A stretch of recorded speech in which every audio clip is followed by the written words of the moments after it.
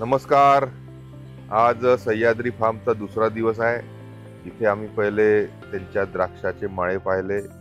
मोठ्या प्रमाणामध्ये वेगवेगळ्या देशातून आणलेल्या कलमा, या द्राक्षाच्या असो, अनारच्या असो, संत्रा मोसंबीच्या असो, काजूच्या असो, ह्या त्यानिमित्ताने याच्यावर रिसर्च आणि डेव्हलपमेंट व्हावं यासाठी यांनी लावलेल्या आहेत.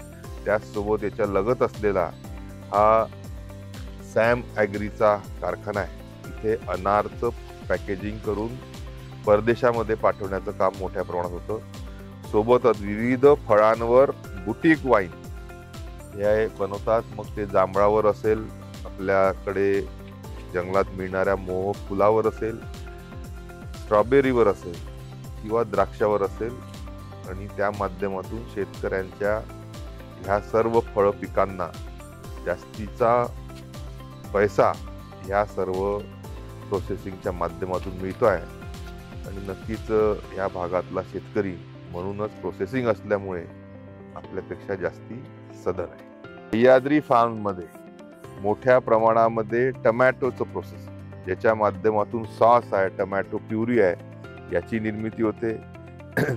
द्राक्ष हे परदेशामध्ये नेण्यासाठी फार्मर प्रोड्युसर कंपनी म्हणून सह्याद्रीचा सुरुवात झाली. आणि आज जवळपास 700-800 कंटेनर वर्षाला ते युरोपमध्ये नव्हे तर संपूर्ण जगातल्या विविध देशांमध्ये पाठवून द्राक्ष उत्पादक शेतकऱ्यांना मोठा फायदा करून देत आहेत. त्या व्यतिरिक्त पुष्कळसे प्रोडक्ट त्यांचे आहे.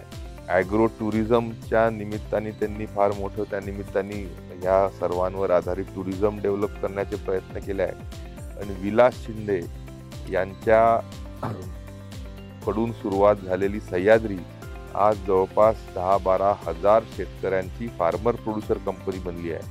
आपल्याला विविध फार्मर प्रोड्युसर कंपनीचं मार्गदर्शन करणं असो, त्यांचं हँड हेल्डिंग असो, त्यांच्या उत्पादनाला मार्केटिंगसाठी देशा-परदेशामध्ये मदत असो, ही सर्व सह्याद्री फार्मर प्रोड्युसर कंपनीच्या माध्यमातून नक्कीच होते आहे. आणि त्या निमित्ताने आपल्या शेतकऱ्यांचा माल हा देशात परदेशामध्ये पाठवण्यासाठी मदत, प्रोसेसिंगसाठी मदत नक्कीच होत आहे. संपूर्ण आपल्या भारत देशामध्ये फळ पिकांवर आधारित सर्वात मोठी फार्मर प्रोड्युसर कंपनी म्हणजे Sahyadri farmer producer company Nashik.